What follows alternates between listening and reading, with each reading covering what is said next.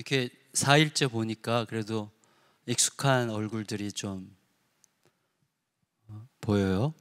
네, 다들 인상이 참 좋으세요. 저는 우리의 믿음 생활이 이런 거죠. 하나님의 말씀이 우리의 삶에 들어와서 말씀이 실제가 되는 여정이잖아요, 우리의 신앙생활이.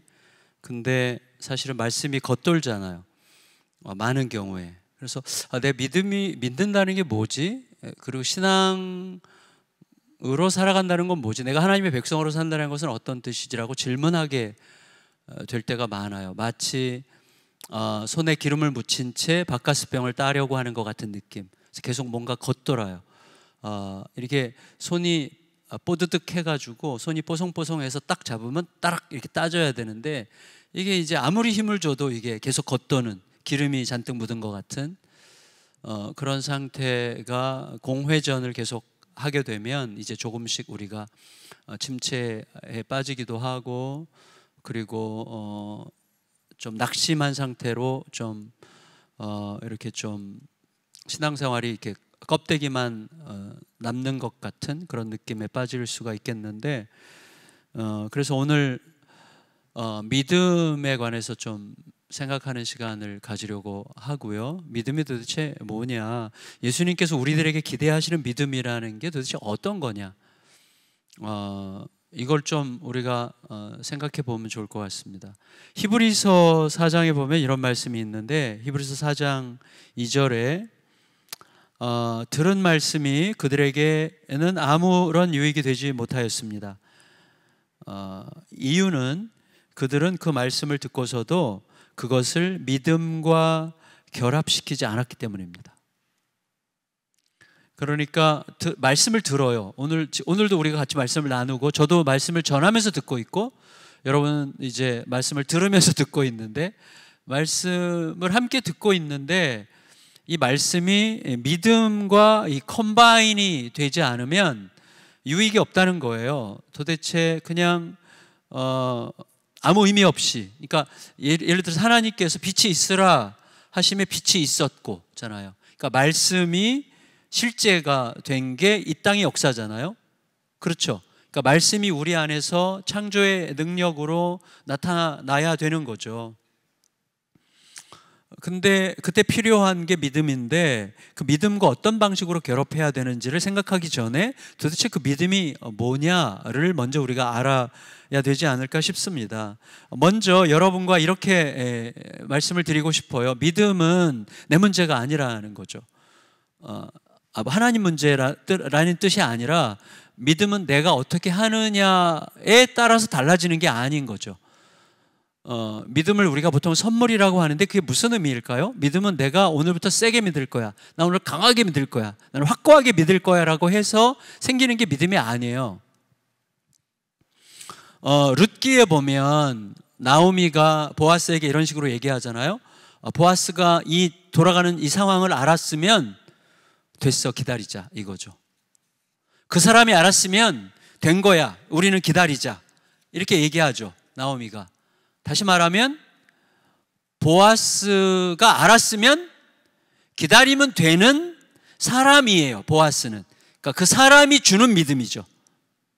그러니까 믿음이 왜 선물이죠? 믿음은 하나님이 주는 거예요. 근데 하나님이 그냥 우리에게 받아라 그래 주는 게 아니라, 하나님의 어떠하심이 믿음의 근본이에요. 그러니까 다시 말하면, 제가 우리 이재기 목사님을 이번에 처음 만났잖아요. 그러니까 지금 못 믿습니다. 믿을 수가 없어요. 왜냐하면 목사님 제가 모르잖아요. 근데 제가 월요일서부터 오늘까지 4일을 만났으면 좀 달랐을 텐데, 어제랑 오늘 꼴랑 이틀 만나가지고 잘 근데 제가 어제 알았어요. 이분의 죄송해요, 목사님 얘기를 해서. 저 이런 걸 되게 꼬소해야 하는데, 인터넷 여러 홈페이지 들어가서 목사님이 이렇게 약간 팔짱 끼고 이렇게 폼잡으면서 옆으로 찍은 거 있죠. 약간 이렇게 뭐죠? 약간 느끼하잖아요. 근데 제가 목사님이랑 얘기하면서 야, 그 사진 바꿔야 되겠다 이런 생각이 들었어요. 아니, 안 바꾸셔도 되는데, 왜냐면 목사님은 그 사진보다 훨씬 더 맑으세요. 그러니까 콩나물국에 가까워. 그거는 약간 파스타 같아, 느낌이. 그래서 그래서 제가 어제 기분이 무척 좋았어요. 가면서 목사님 안에 그 느껴지는 그 소박함 같은 거, 진솔함 같은 거 있는 모습 그대로 꾸미지 않으려는 이런 게 너무 좋다고 느껴졌어요. 그러니까 그만큼 뭐죠? 제가 목사님을 믿는 게 아니잖아요. 목사님이 내가 목사님을 알아가는 만큼 믿음이 거기서 오는 거잖아요. 그렇잖아요. 내가 믿는 게 아니에요. 내가 세게 믿어야 되겠다, 내가 열심히 믿어야 되겠다라고 하는 게 아니라 믿음은 하나님이 주시는 거예요. 그러니까 하나님의 어떠하심이 나에게 알려지는 만큼 믿음의 강도가 결정이 되는 거죠. 그러니까 단순하게 요약하면 이런 식으로 말할 수 있을 거예요. 하나님은 알면 알수록 믿을 수밖에 없는 분이에요. 하나님은 알수록 믿을 수밖에 없는 분이라서 믿는 거야. 그러니까 사실은 믿는 거라기보다는 믿어지는 거죠. 하나님은 제대로 알면 믿을 수밖에 없는 분이기 때문에 믿어지는 거예요. 그러니까 믿음은 그분이 주시는 거죠. 왜? 믿음의 근거가 하나님께 있잖아요. 하나님이 어떤 분이시라는 사실을 알면 알수록 믿음은 내 안에서 점점 두터워지고 강해지는 거거든요. 그래서 하나님을 사랑하라고 말할 필요가 없어요. 하나님은 제대로 알면 알수록 사랑할 수밖에 없는 분이에요. 사랑할 수밖에 없는 분이기 때문에 사랑하게 되는 거예요. 그러니까 이 원리 안에서 우리가 믿음을 생각해야 되는 것이죠. 다시 말하면 믿음은 내가 얼마나 세게 믿느냐의 문제가 아니라 내가 누구 소속이고 내가 소속한 그분은 어떤 분이신가에 대한 나의 어떤 경험적인 암과 굉장히 밀접하게 관련되어 있다고 할 수가 있겠어요. 그래서 내가 누구 소속이고 또 내가 속한 그분이 어떤 분이신가 하는 것이 내 안에 점점 선명해지고 구체적이 되고 그리고 제가 우리 성도들에게 예수님이 잘 안 믿어져요 라고 하는 분에게는 이렇게 늘 얘기해요. 예수님께서 시키시는 대로 해보시면 믿어질 거예요, 이렇게 얘기해요. 우리는 예수님 시키시는 대로 잘 안 해요. 결국은 내 뜻대로 하거든요. 결국은 내 뜻대로 하고 말아요. 제가 어제 잠깐 간증 말씀, 어제인가요? 그저께 간증 말씀, 저희 둘째 딸 얘기하면서 하나님께서 너의 딸 기도하는 중에 너의 딸을 사랑하지 않은 것에 대해서 집에 가서 너의 딸에게 사과해. 자, 그 감동이 올 때 제가 사과하지 않을 수 있는 수많은 이유들을 생각해낼 수 있을 수도 있어요. 그래서 그런 생각을 해내서 지금 사과할 때가 아니야, 지금 사과할 필요가 없어, 지금 괜히 사과해봤자 비웃음밖에 못 사. 맞아요. 그러면 어떤 일이 생기죠? 아무 일도 안 생기는 거예요. 그냥 내 생각 속에 갇히는 거예요. 내가 자존심이 상하더라도 내가 죽을 것 같더라도 내가 억울하더라도 주님께서 시키시는 대로, 주님께서 원하시는 길대로 하는 거예요. 하다가 실패하면 좀 어때요? 왜? 하나님이 아시잖아요. 하나님의 뜻대로 해보려다가 실패한 것까지 아시는 분이라는 것을 믿고 가는 거예요. 그리고 내가 그분의 말씀대로 따르려고 할 때 알게 돼요. 와, 그분 하나님의 말씀은 진짜구나 라는 걸 알게 되는 거예요. 그러면서 점점 믿어지는 거죠. 그것은 내 믿음이 강해져서가 아니라 그분이 정말로 신실하다는 게 나에게 점점 확인되기 때문에 믿음이 일어나는 거지, 내가 믿고자 해서 믿어지는 게 아닌 거죠. 그러니까 하나님이 어떤 분이신지를 확인하려면 그분께서 원하시는 대로, 그분께서 원하신다고 생각되는 대로 해보면 되는 거잖아요. 그러면 그분이 얼마나 신실하신 분이신지가 점점 드러나잖아요. 드러나는 만큼 믿음이 따라오는 거란 말이죠. 자, 오늘 본문을 보면 예수님께서 제자들과 함께 이제 호수 저편으로, 갈릴리 호수 저편, 바다처럼 큰 갈릴리 호수 저편으로 함께 건너가고 계셨습니다. 그때 풍랑이 왔어요. 예수님과 함께 가도 풍랑이 옵니다. 그렇죠. 어쩌면 예수님과 함께 가기 때문에 풍랑이 온 거죠. 유대인들의 어떤 인식에 의하면 바다는 괴물의 장소고 흑암의 공간이잖아요. 그래서 하나님의 아들에 대한 공격일 수도 있죠. 어떻게 보면 바다에, 그건 너무나 비유적인 것이지만 어쨌거나 예수님과 함께 있어도 고난은 오는 거예요. 우리들은 항상 좀 근거 없는 전제들이 있어요. 하나님의 뜻대로 순종하면 다 만사형통할 거라고 착각하는데 그렇지 않습니다. 주님의 뜻대로 순종했기 때문에 다 십자가에서 죽었어요. 예수님의 제자들이. 중요한 건 뭐냐면 어떻게 죽었느냐가 아니라 어떻게 살아왔느냐가 중요한 거예요. 하나님 앞에서 굉장히 우리 마음속에는 항상 어떤 전제가 있는가 하면 하나님 믿으면 잘 먹고 잘 살 거라는 전제가 있는데, 진짜로 잘 먹고 잘 산다는 것은 어떤 뜻이죠? 내가 갈수록 예수님을 더 사랑하게 되는 거잖아요. 사랑 빚은 교회의 구호가 너무 마음에 들어요. 덜 종교적인 더 예수 닮는. 저도 우리 교육자들을 분립개척을 시킬 때 항상 강조하는 게 그거예요. 너가 개척에 성공하는 기준은 갈수록 주님을 더 사랑하게 되는 거야. 너 교회가 200명, 300명, 500명 몇 년 만에 이렇게 성장했어도 너의 마음속에 주님을 진심으로 더 사랑하게 되지 않는다면 그 목회는 실패라고 생각하면 된다. 우리가 하나님 앞에서 왜 예수님과 함께 가는데 고난이 옵니까? 고난 속에서 우리는 더 그분을 닮아갈 가능성이 많거든요. 어쨌거나 풍랑이 왔어요. 그때 제자들이 엄청나게 호들갑을 떨죠. 막 어쩔 줄 몰라 하죠. 막 너무너무 이렇게 당황했는데 예수님이 주무시고 계시는 것 같으니까 화가 나지 않았겠어요? 아마 예수님을 깨울 때 곱게 깨웠을까요? 마구 깨웠을까요? 어떤 부분에는 예수님을 리뷰크했다는 말을 제가 어디서 본 것 같기도 해요. 예수님 막 꾸짖듯이, 도대체 예수님 뭐 하시는, 우리가 죽게 됐는데 지금 뭐 하시는 겁니까? 라고 예수님 막 꾸짖듯이 얘기했던 그런 뉘앙스가 있어요, 거기에. 그런데 예수님께서 일어나셨어요. 일어나셔서 먼저 바람과 물을 잠잠케 하신 다음에 그 다음에 하신 말씀이 뭐죠? 너희 믿음이 어디 있느냐 였어요. 너희 믿음이 어디 있느냐. 그러면 우리가 질문하게 되는데, 예수님께서 제자들에게 말씀하신 너희 믿음이 어디 있느냐라고 말씀하실 때 예수님이 요청하셨던, 예수님이 기대하셨던 그 믿음의 핵심이 뭘까? 를 생각해야 되는 것이죠. 먼저 예수님께서 너희가 이 똑같은 말씀을 다룬 마가복음에는 어찌하여 이렇게 무서워하느냐, 너희가 어찌 믿음이 없느냐 이렇게 말씀하셨어요. 그러니까 너희 믿음이 어디 있느냐, 이 말은 어떻게 믿음이 왜 없어 이 말이죠. 너희 믿음이 없구나, 어찌하여 믿음이 없느냐 이런 말이기도 하죠. 그런데 마가복음에는 너희가 어찌하여 두려워하느냐, 너희가 어찌하여 믿음이 없느냐 이렇게 말씀하셨으므로 우리들은 쉽게 이렇게 받아들여요. 믿음은 두려워하지 않는 거야 라고 받아들이는데 그건 맞지는 않는 말이에요. 믿음, 어찌하여 두려워하느냐, 어찌하여 믿음이 없느냐, 그 말을 너무 직접적으로 해석할 필요는 없어요. 실제로 우리들의 삶을 보면 믿음은 두려워하지 않는 거라기보다는 두려워도 하는 게 믿음이죠. 믿음은 의심하지 않는 거라기보다는 의심이 되더라도 하나님의 뜻이 내 생각보다 옳다는 것을 내가 끄집어내서 그 앞에 엎드리는 거죠. 믿음은 두려워하지 않는 거, 의심하지 않는 거, 불안해하지 않는 거, 염려하지 않는 거, 이거는 너무나 표면적인 이야기고 실제로 내 몸의 방향이 어느 방향으로 틀어지느냐가 믿음이죠.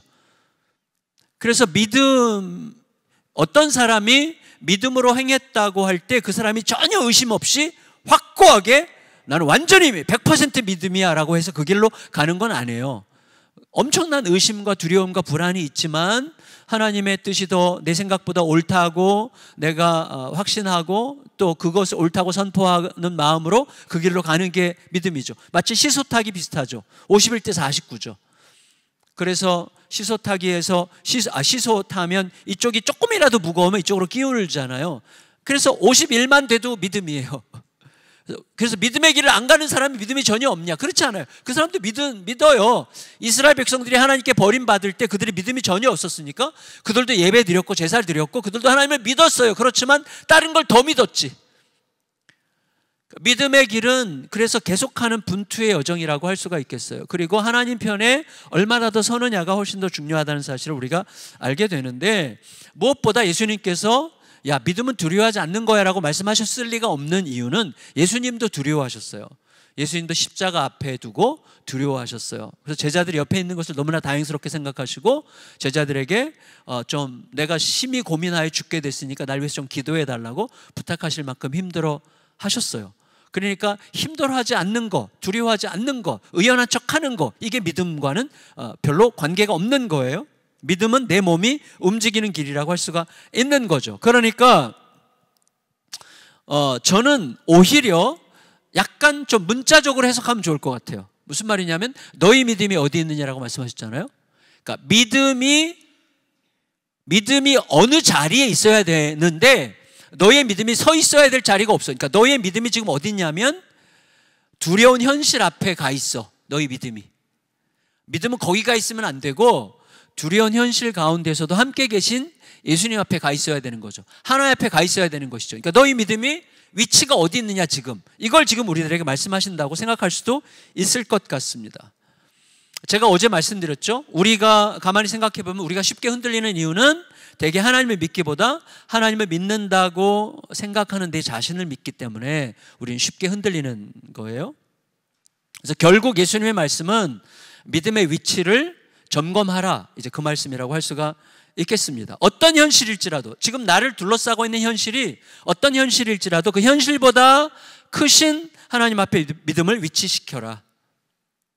지금 할 수 없게, 그러니까 아주 객관적으로 너는 할 수 없을 거야 라고 말하고 선포하는 것 같은 아주 객관적으로 엄중한 현실들이 내 주변에 나를 완전히 감싸고 있다고 할지라도 이 믿음을 그들 앞에 복종시키지 말고 이 믿음을 하나님 앞에 가져가서 하나님은 이 모든 불가능함보다도 더 크고 오르신 분이라는 것을 저는 지금 신뢰하겠습니다. 하나님 말씀해 주세요.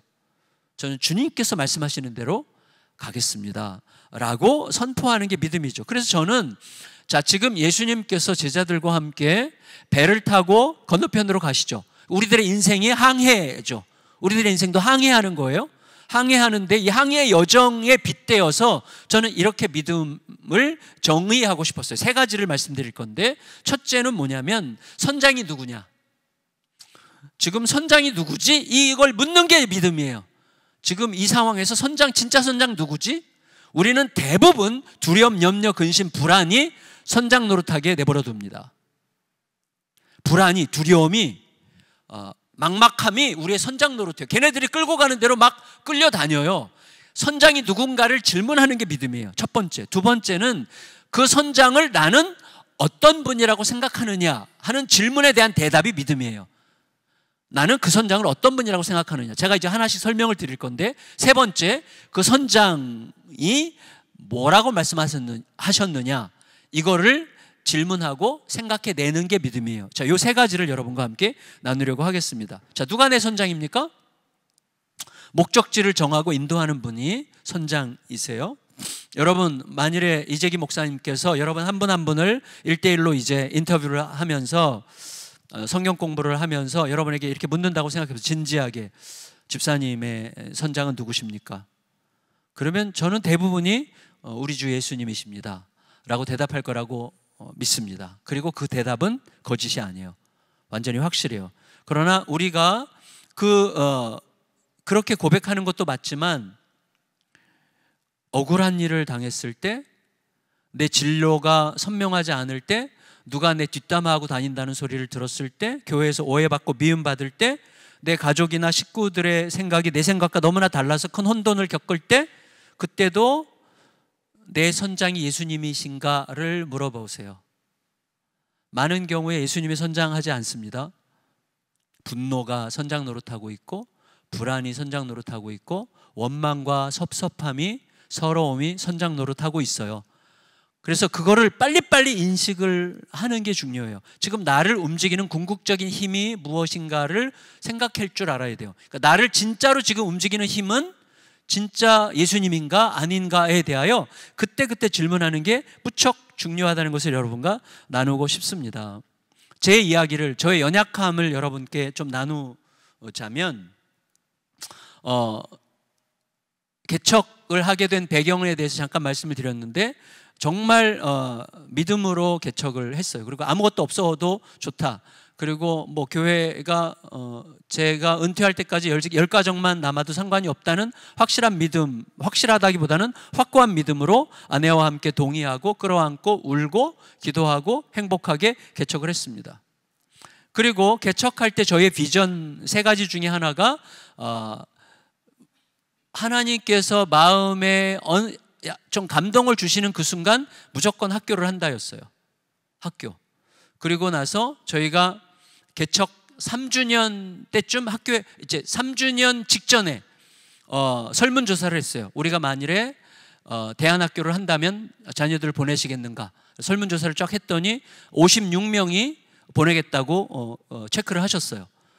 그러니까 너무나 제가 고무돼가지고 무조건 이제 학교를 하려고 여기 수원에서 그분이 박연희 선생님이라고 그분이 아이들을 맡으면 아이들이 1년 내에 다 90%가 예수님을 믿고 그리고 또 성적도 애들이 평균 90점이 되고 막 반 아이들이 막 그렇게 소문이 난 분이 계셨어요. 박연희 선생님. 그래서 여기 그 수원에 있는 초등학교 선생님이신데 은퇴가 한 7년 정도 7, 8년 남으신 분이셨어요. 그분을 제가 찾아갔어요. 그 소문을 듣고 찾아가서 단판을 줬어요. 여기서 이렇게 곱게 은퇴하실래요? 아니면 한번 믿음의 모험을 저와 함께 믿음의 모험을 하시고 좀 대안학교에서 당신의 남은 인생을 한번 불태우시겠습니까? 이렇게 제안을 했어요. 좀 제가 이렇게 뭔가를 설득할 때는 막 눈이 훨씬 커져가지고 막 침도 튀면서 막 그분이 그렇게 안 하면 죽을 것 같이 느끼도록 막 이렇게 몰아가는 약간 그런 사기성이 저에게 있는데 그분이 제가 3일 금식할게요 그러더라고요. 그러더니 3일 있다가 저에게 전화가 왔어요. 가겠습니다. 바로 사표 내고 오셨어요, 교사로. 그래서 이제 학교를 시작한 거예요. 이분한테 교사를 다 뽑으라고 그래서 교사 6명 뽑아서 이제 아이들을 이제 보내라고 그랬더니 이제 20명이 배신하고 36명만 보냈어요. 그래서 일단 시작을 한 거예요. 무조건 시작을 했어요. 근데 저희가 상가 7층에서 개척을 했거든요. 이거에 한 4분의 1 정도 되는 공간에서 이제 개척을 시작했는데 이제 그 공간이 좀 좁아지면서 7층 좀 늘리고 뭐 6층, 4층, 2층 이렇게 4개 층을 쓰게 됐어요. 3년 동안에. 근데 학교를 일단 시작을 했어요. 학교를 시작했는데 수업을 하는데 막 그 잠옷실에서 뭐 식당에서 이렇게 수업을 하는 거예요. 이게 막 너무 미안한 거예요. 그래서 저희는 이제 뭔가 중요한 결정을 할 때 전교인 비전 수련하는 거래요. 성도들 들어올 사람들 다 들어와서 이제 함께 기도하고 막 토론하고 의견을 막 모아가지고 마지막에 하나를 딱 정하는데 우리 거기서 결정을 한 거예요. 성도들이 땅을 사서 학교 겸 예배당을 집시다 이렇게 결정을 했어요. 그래서 그렇게 결정을 한 건지 그렇게 결정하도록 제가 조정한 건지는 몰라요. 그건 주님만이 아시지. 근데 어쨌거나 그렇게 결정을 해서 땅을 샀어요. 3,300평을 샀어요. 그러니까 다른 교회 묘지예요. 묘지. 다른 교회 묘지를 사가지고 싸게 사서 이제 거기다가 학교 겸 예배당을 짓는데 땅값이랑 건축비랑 다 해서 100억이 들었어요. 그때 우리가 개척 그때가 개척 3주년 때 건축을 시작해서 4년 반 됐을 때 입당을 했어요. 그러니까 참 미쳤지. 100억. 그래서 완전히 미쳤어요, 제가. 간땡이가 부어가지고. 근데 교회가 조금 가파르게 막 성장을 하고 있었기 때문에 국민은행이 대출을 해줬어요. 사실 75억은 국민은행이 대출을 해주고 25억은 성도들이 헌금을 했어요. 그래서 75억 대출에 대해서 국민은행이 어떤 조건을 제시했는가 하면 성장 속도를 보니까 2년 후에는 그 이자와 원금 상환을 2배로 늘려도 되겠다고. 그래서 그 조건을 당신이 승인하면 우리가 대출해 줄 수 있겠다고 그래서 제가 정말 그때까지 간이 버가지고 사인을 했어요. 그래서 처음에 계약할 때는 이자와 원금이 매달 5천만 원씩이었어요. 그리고 이제 2년 후에는 1억씩 내야 돼. 매달 1억씩 이자와 원금을 내야 되는 거예요. 그리고 막 정신없이 2년이 갔어. 정신 차리고 보니까 한 달 남았어. 와, 제가 정신없이 갔다가 근데 그 2년 동안에 교회가 약간 정체됐어요. 재정도 거의 조금씩 늘었지만 비슷하고 지출은 계속 늘고 처음에 건축할 때부터 약속했거든요. 여러분, 우리는 선교, 복지, 구제, 교육 이 재정은 계속 늘려가고 줄이지 않겠습니다. 이걸 약속을 했기 때문에 이건 계속 늘어났고 그리고 교회 예산은 조금 늘었지만 그걸 따라갈 수가 없고 거의 제자리였어요. 그리고 이사 가고 나니까 저희 동네가 대중교통이 없어요. 대중교통이 있고 좀 외진 곳. 지금은 조금씩 뭐가 들어오는데 그때는 막 아무것도 없는 허허벌판, 아무것도 없는 곳이거든요. 그러니까 사람들이 오기도 어렵고 막 그런 곳인데 어쨌거나 2년 동안에 별 변화가 없었기 때문에 한 달 남았다는 것을 생각하니까 그때부터 어느 날 갑자기 이제 재정 장로님이 목사님 이제 한 달 남았는데 어떻게 하죠? 이렇게 물었을 때 자, 갑자기 화이트 브레인 된 거예요. 머릿속이 하얘지면서 아무 생각도 안 나는 거예요. 불안이 찾아오는데 이거는 감당할 수 없는 불안이. 전 그때까지 정말 우리의 선장은 주님이십니다, 주님만 믿고 갑니다, 아멘 하고 갔어요. 근데 갑자기 이 현실이, 이 막 예민한 현실이 오니까, 교회가 문 닫을 현실이 오니까 감당이 안 되는 거예요. 그래서 휴거가 있으면 좋겠더라고요. 휴거. 교회 가다가 증발해버리고 싶더라고요. 너무너무 고통스럽고 힘들고 어쩔 줄 모르겠는 거예요. 그래서 새벽에 교회 가서, 제가 사실은 새벽 기도를 잘 안 가는데 그때는 새벽 기도를 갔어요. 우리 성도님들이 봐줘가지고 새벽 기도를 잘 안 다녀요. 맨 앞자리에 앉아가지고 막 기도하는 거예요. 주님, 너무 힘듭니다. 저에게 믿음이 이렇게 없는 줄 몰랐습니다. 선장이 주님이시라는 걸 아는데 주님은 저의 선장이 아니신 것 같습니다. 엄청나게 세게 기도했어요. 그때마다 기도하면 하나님께서 3가지를 물으셨어요. 이 교회를 누가 시작했지? 주님이십니다. 이 교회 주인이 누구지? 주님이십니다. 이 문제를 누가 해결할 건가? 주님이십니다. 주님이 시작하신 교회고 주님의 교회고 주님이 이 문제를 해결하실 걸 믿습니다. 아멘. 그리고 그걸 가지고 막 기도해요. 맞습니다, 주님. 주님이 전부이시고 주님이 주인이시고 저는 오늘 죽어도 아무것도 아까울 게 없는, 주님으로부터 이미 모든 걸 받은, 우리 모두가 다 모든 걸 받은 이 교회가 문을 닫은들 무슨 의미가 있겠습니까? 하나님, 부디 하나님의 뜻을 이루어 주십시오. 그리고 주님이 주인이신만 제가 믿고 일어나겠습니다 하잖아요. 그럼 평화가 쫙 찾아오는 거예요. 평화가, 내게 강 같은 평화가 확 밀려와요. 평화로 일어나는 거예요. 문제는 이 평화가 수명이 있어.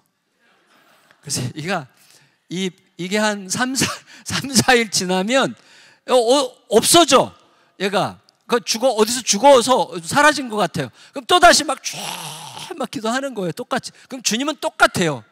이 교회를 누가 시작했느냐? 이 교회의 주인이 누구냐? 이 문제를 누가 해결하겠느냐? 주님이십니다. 주님이십니다. 주님이십니다. 아멘. 또 다시 평화가 와요. 근데 이게 시간과 함께 평화의 수명이 점점 더 짧아져. 그리고 나중에는 거의 한 3주쯤 지났는데 아무런 응답이 없고, 주님은 계속 똑같은 말씀만 하시고 현실적으로는 아무런 변화가 없고 하니까 기도하고 돌아가면서 불안해. 안 되는 거예요. 주님이 내 선장이시라는 거는 너무나 낭만적인 이야기야. 너무나 낭만적인 이야기예요. 그래도 어떻게 해요? 할 수 없지. 그래서 계속 기도를 하는데요, 불안해하면서도 계속 기도하는데, 마지막 주에 한 달 중에서 마지막 한 주 남았는데 마지막 주에 여기 그 서울 잠실에 가면 서울시 택시운전사 조합 새마을금고가 있어요. 거기에 대출 담당 계장이 저희 교회 성도랑 초등학교 동창이야. 그래서 둘이서 뭐 얘기를 했나 봐요. 우리 교회 이제 재정 상황이라 이런 걸 다 미리 봤대요.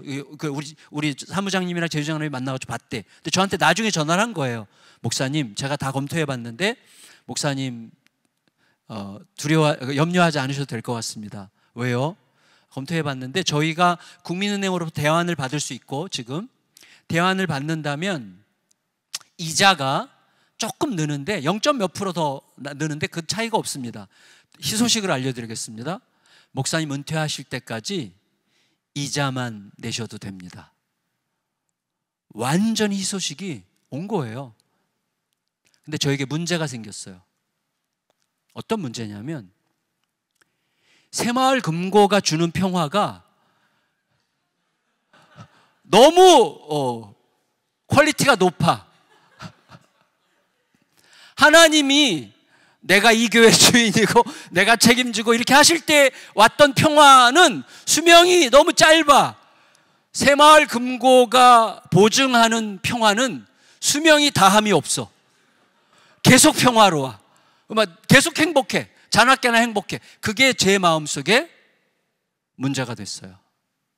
이거 뭐지? 사실 하나님께서 새마을금고를 통해서 응답하셨다고 해도 별 문제 없어요. 그렇게 해도 아무 문제 아니고 저는 그렇게 해도 된다고 생각합니다. 근데 저는 개척할 때 제 약속이 뭐냐면 제가 하도 잔머리를 굴리니까 내가 온몸으로 주님을 원색적으로 경험하는 목회를 하고 싶다고 약속하고 개척을 한 거기 때문에 제가 점잖은 목회, 뭐 그럴싸한 목회가 아니라 정말 바닥에서 주님을 경험하는 목회를 하고 싶다고 그냥 진짜 제가 그 서울에 있는 그 교회에서 파송받을 때 장로님들한테 요청한 게 아무것도 없어요. 퇴직금만 달라 그랬어요. 아무 지원 필요 없다고. 퇴직금만 달라고. 그랬더니 장로님들이 우리 교회 체면이 있어서 안 됩니다. 그래가지고 2억을 억지로 막 앵겨주셨어요. 2억을. 그랬더니 또 제가 갚겠습니다. 그걸 또 다 갚았어. 제가 이게 믿음인지 객기인지 모르겠어요. 근데 어쨌거나 하나님 앞에서 그렇게 약속을 하고 시작했기 때문에 그게 제 생각에서 약간 심각해졌어요. 하나님이 주시는 평화와 새마을금고가 주는 평화가 이렇게 퀄리티가 차이가 나다니. 내 안에 하나님께서 뭔가 도전하시는 시간인 것 같다, 이렇게 느꼈어요. 그래서 장로님들을 오시라 그래서 장로님들한테 자초지종을 쭉 말씀드렸더니 장로님들은 진짜 아주 단순하고 아주 무책임하게 이렇게 얘기하셨어요. 목사님의 믿음대로 하십시오. 그래서 공이 또다시 저에게로 넘어왔어요. 그때 저희 교회가 한 5년, 5년, 6년 이렇게 되던 어간인데 한 1000여 명 출석하고 있었어요. 그래서 제 마음속에서 하나님께서 이런 마음을 주셨어요. 결단을 하려면 이 교회를 놔라. 이 교회가 사라져도 하나님의 나라는 아무 문제 없다는 사실을 너가 믿음으로 받아들여라. 근데 하나님 앞에서 그렇게 결단을 딱 하기로 결정하니까 장로님들이 저에게 공을 넘기셨잖아요. 그때 그래 한번 해보자. 공이 나한테 왔어. 5, 6년 전에 이 교회 여기 없었어. 이 교회 없어도 하나님의 나라는 계속되고 하나님은 하나님의 일을 계속하시고 온 세계 선교는 하나님의 선교니까 내가 뭐 어쩌죠, 내가 무슨 보탤 게 없어. 이 교회가 여기서 무너져도 괜찮아요. 왜냐하면 이 교회가 여기서 무너지면 이 지역교회들이 얼마나 좋겠어요. 지역교회들 다 흩어지면 막 지역교회들을 부흥시키거나 좋잖아요. 그래서 그런 마음으로 딱 섰어요. 그래서 그 다음 주일날 강대상 앞에 서서 성도들에게 얘기했어요. 여러분, 자초지종을 쭉 설명하고 그러므로 저는 장로님들의 권유대로 저희 믿음으로 가보기로 했습니다. 여러분도 좀 따라주시면 좋겠습니다. 새마을금고에 제가 연락했습니다. 고맙지만 안 하겠다고 했습니다. 여러분, 우리는 이제 믿음의 길을 가봅시다. 그래서 우리가 그냥 한 달만 삽시다. 한 달만 살고 이 교회가 문을 닫게 되면, 우리가 은행에 못 갚아가지고 문을 닫게 되면 우리는 그리고 약속한 대로 교육, 선교, 복지, 구제, 이 헌금은 절대 줄이지 않습니다. 그건 계속해서 늘려가겠습니다. 그리고 우리는 믿음으로 가봅시다. 우리는 약속을 의지하여 한번 가봅시다. 우리가 지금 승부수를 던질 때가 됐고 배수진을 칠 때가 됐고 우리는 지금 우리의 믿음이 시험대 위에 서 있습니다. 여러분 함께 기도해 주십시오. 믿음의 길을 갑시다. 성도들이요 진짜 30, 40대, 저희도 이제 지역이 그래서 성도들이 한 70, 그때 한 80% 정도가 30, 40대였어요. 30대 성도들은 겁이 좀 없잖아요. 뭘 책임지려고 그런 건지 아멘 하더라고요. 우리 믿음으로 한번 갑시다. 아멘. 그리고 잊어버렸어요. 1년이 지났어요. 1년. 그리고 정신없이 목회에 몰두했어요. 더 몰두했는데 1년 되기 전에 10개월쯤 됐을 때 재정 장로님이 미리 정산을 쭉 하셨어요. 그리고 저한테 얘기하셔요. 목사님, 올해 작년 대비 정확하게 6억 정도 예산이 재정이 결산이 더 늘 것 같습니다. 그렇게 얘기하더라고요. 작년 대비 정확하게 6억. 그러니까 성도들이 평균 한 달에 5천만 원 이상씩을 더 헌금을 한 거예요. 그게 저희 교회의 큰 그 믿음의 자산이 됐어요. 제가 언제 말씀드렸죠? 너 돈 걱정하지 않고 살 거야? 그게 적용이 된 거예요. 그 힘으로 그래, 하나님께서 하실 거야. 성도들에게는 우리 교회 문을 닫아도 됩니다. 이 지역교회를 부흥시키든지 우리가 믿음의 승리를 하든지 둘 다 괜찮습니다. 둘 다 하나님의 승리입니다. 이렇게 선포를 하고 갔는데 우리 성도들이 함께 뭐 어떤 한 사람이 특정하게 한 게 아니에요. 성도들도 몰라.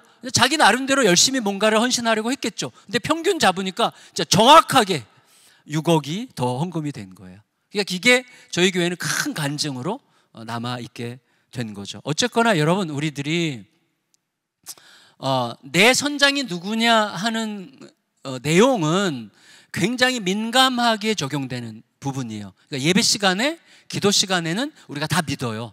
그리고 예수님이 선장인 게 분명해. 예배 시간에는요, 내가 순교도 할 수 있어요. 찬양 시간에는 순교도 각오가 돼. 그러나 찬양 끝나고 예배 끝나고 나갈 때는 나한테 100만 원 빌려갖고 아직도 안 갚은 인간 뒤통수 보면 분이 나고 화가 나고 못 견디죠.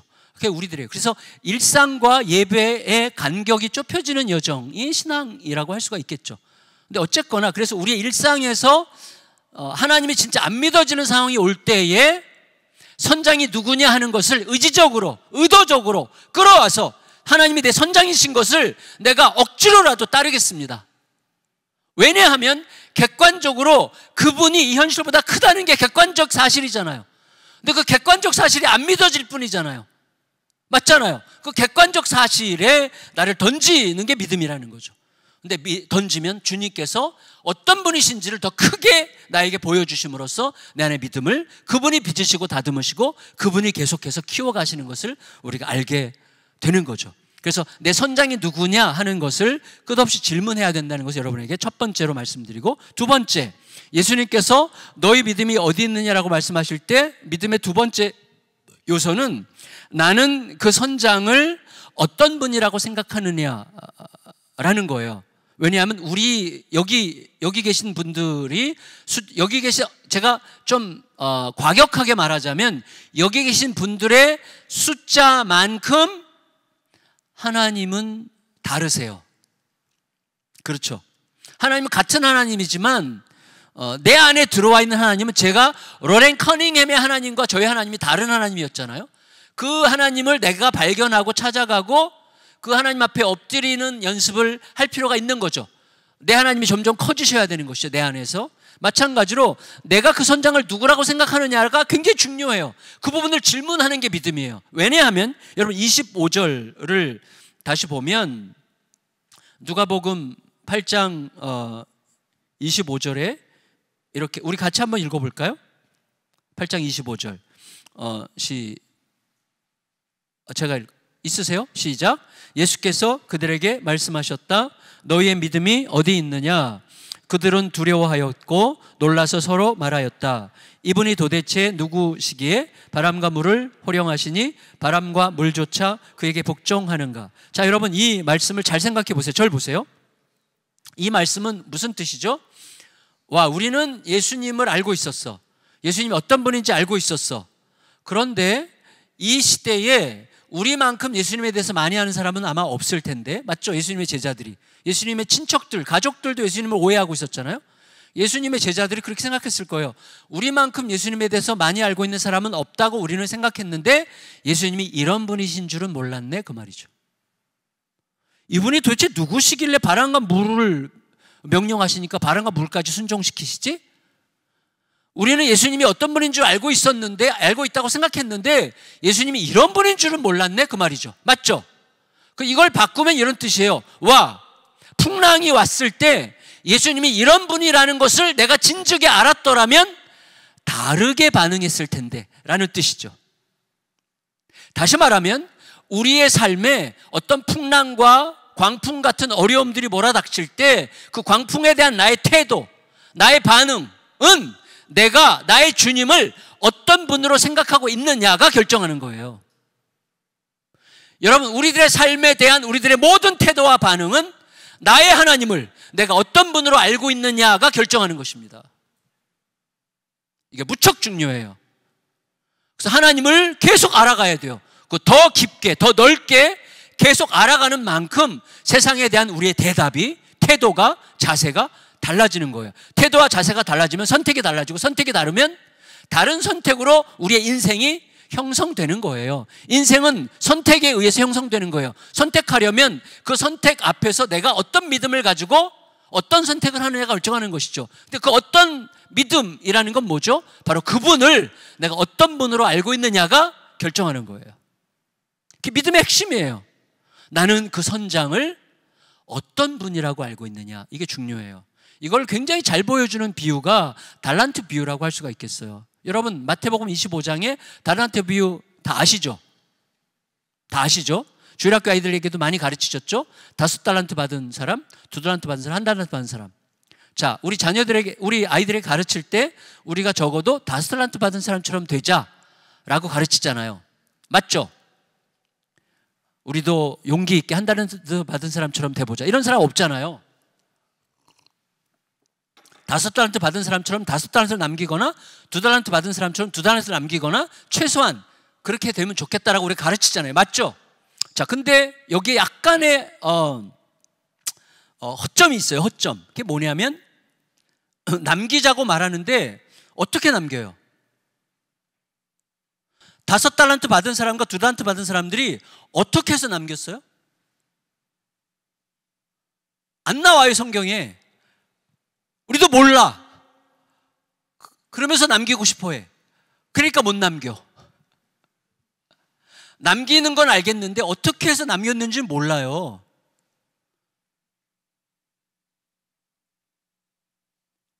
성경이 얘기해 주지 않아요. 그래서 저도 고민했어요. 도대체 어떻게 남겼지? 물론 비유니까 그냥 대충 읽으면 되나? 이렇게 생각했지만 그래도 한번 좀 파고 들어가 보고 싶었어요. 그러다 보니까 알게 됐어요. 뭐냐면 어떻게 해서 남겼는지는 몰라요. 우리가 끝까지 몰라. 말 안 해주시니까. 하지만 예수님은 친절하게도 어떻게 해서 못 남겼는지를 자세히 가르쳐 주세요. 1달란트 받은 자 이야기가 제일 길어. 한 달란트 받은 자가 어떻게 해서 못 남겼는지가 자세히 나와요. 어떻게 해서 못 남겼어요? 감춰뒀기 때문이죠. 그렇죠? 감춰뒀어요. 왜 감춰뒀어요? 두려워서. 왜 두려워요? 장사했다가 말아먹으면 큰일 날까 봐. 장사했다 말아먹으면 좀 안 돼? 안 돼. 왜 안 돼? 주인이 어떤 인간인데.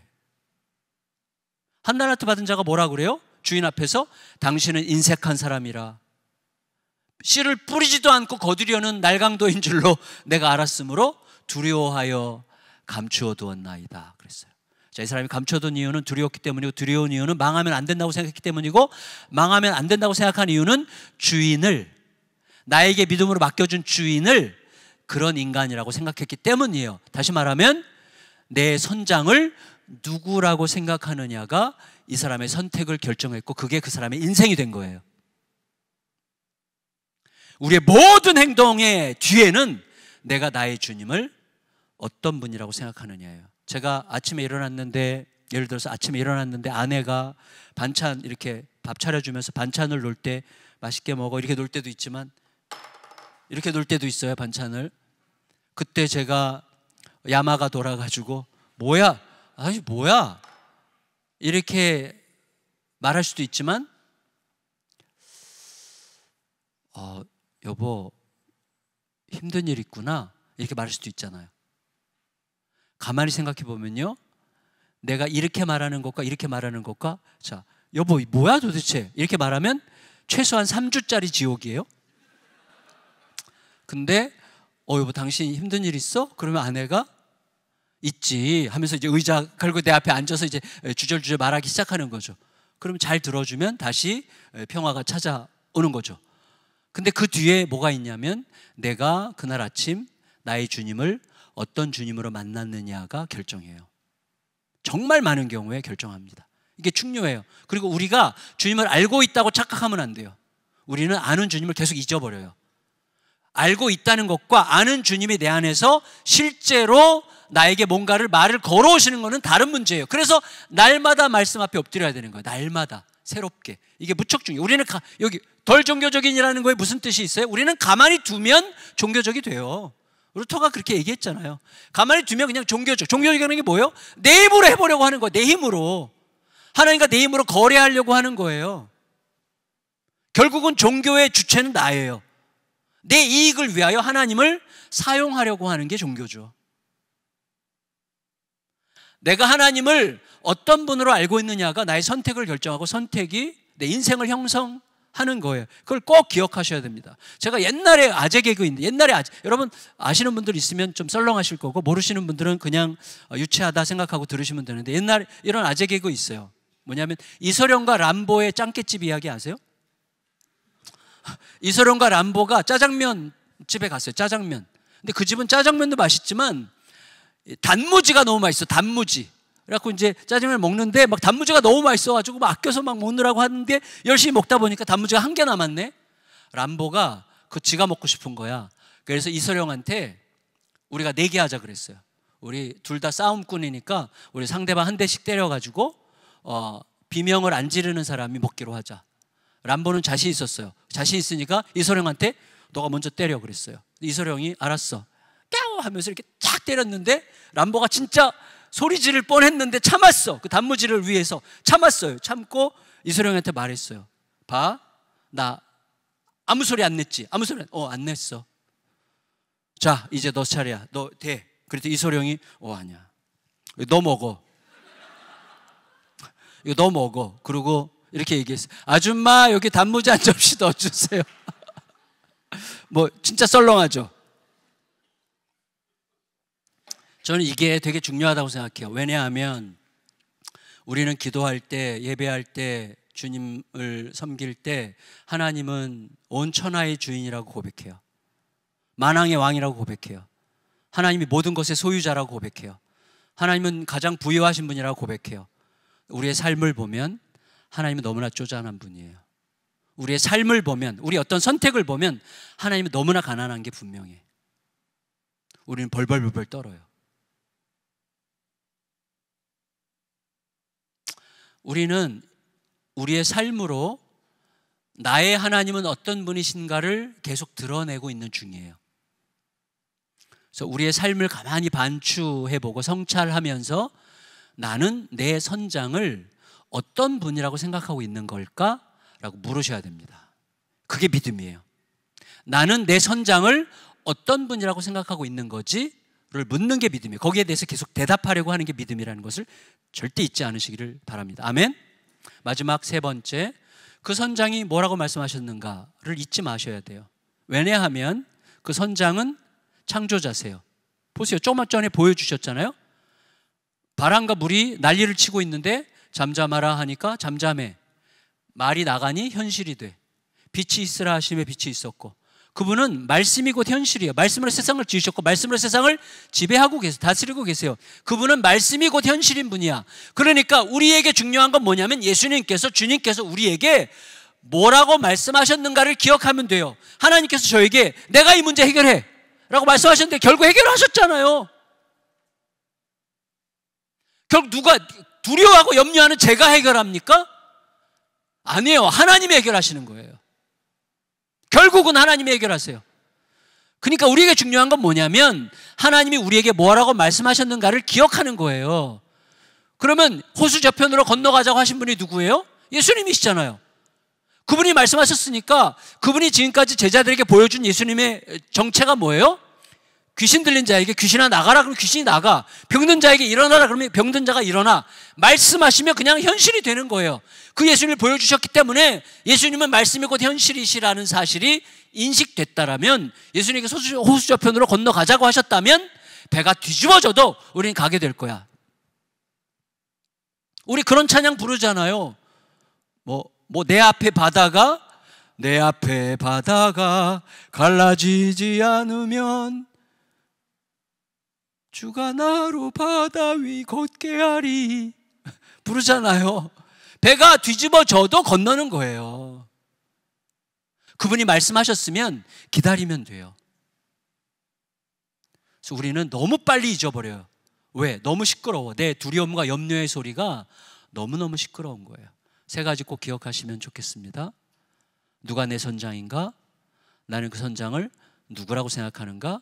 그분이 나에게 뭐라고 말씀하셨는가? 세 가지를 내 안에서 의도적으로 계속 묻고, 여러분이 어떤 상황 속에 처해 있든지 간에 누가 내 선장이시지? 나는 그분을 누구라고 생각하고 있지? 그분은 나에게 뭐라고 말씀하시지? 세 가지를 계속 물으면서 대답하고자 하는 순간 여러분은 어느새 호수 저편으로 건너가 있게 될 것입니다. 그 은혜를 누리는 2025년 되시기를 주님의 이름으로 축복합니다.